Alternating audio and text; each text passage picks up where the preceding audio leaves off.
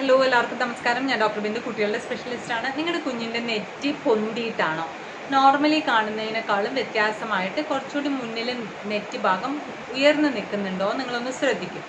1 വയസ്സ് വരെയൊക്കെ ആണെങ്കിൽ അതിന് വലിയൊരു കാര്യമാക്കേണ്ട ആവശ്യമില്ല. 1 വയസ്സിന് ശേഷം നിങ്ങളുടെ കുഞ്ഞിൻ്റെ നെറ്റിയുടെ മുൻഭാഗവും പിന്നെ ഈ സൈഡ് ഭാഗവും പൊന്തി നിൽക്കുന്നുണ്ട്, കണ്ണൊന്ന് കുഴിഞ്ഞിരിക്കുന്ന പോലെ തോന്നുന്നുണ്ട് എന്നുണ്ടെങ്കിൽ തീർച്ചയായിട്ടും നിങ്ങളുടെ തൊട്ടടുത്തുള്ള പീഡിയാട്രീഷ്യനെ നിങ്ങൾ കാണിച്ചിട്ട് ഇത് മെയിനായിട്ട് നമ്മൾ നേരത്തെ പറഞ്ഞ പോലെ വൈറ്റമിൻ ഡി കുറവുകൊണ്ടാണ്, റിക്കറ്റ്സ് എന്നുള്ളൊരു അസുഖത്തിൻ്റെ ഭാഗമായിട്ടായിരിക്കാം.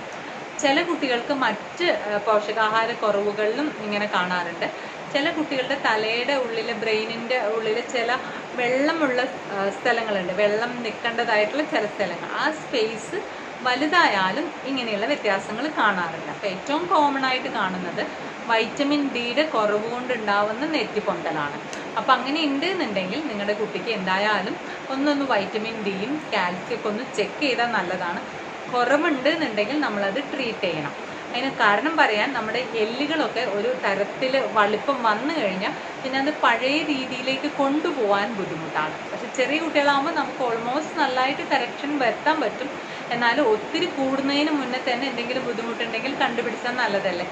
ചിലർ പറയും കുട്ടിയുടെ അച്ഛൻ അങ്ങനെയായിരുന്നു, കുട്ടിയുടെ അമ്മ അങ്ങനെയായിരുന്നു, വീട്ടിൽ കുറേ പേരുടെ തല ഇങ്ങനെയാണെന്നൊക്കെ തോന്നും.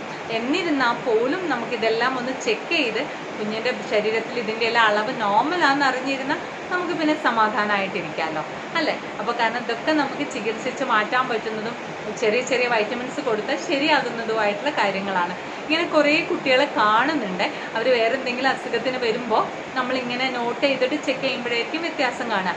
അപ്പോൾ നമ്മൾ ട്രീറ്റ് ചെയ്താൽ അത് മാറുകയും ചെയ്യും. അപ്പോഴാണ് പാരൻസ് അത് നോട്ട് ചെയ്യുന്നത്. അല്ലാതെ നമ്മളതൊരു നോർമൽ കാര്യമാണെന്ന് വെച്ച് വിടാറുണ്ട്. അതുകൊണ്ടാണ് ഞാൻ അതിനെക്കുറിച്ചൊരു സെപ്പറേറ്റ് വീഡിയോ ചെയ്തത്. പുതിയ വീഡിയോ ആയിട്ട് വരുന്നവരെ ബൈ ആൻഡ് ടേക്ക് കെയർ.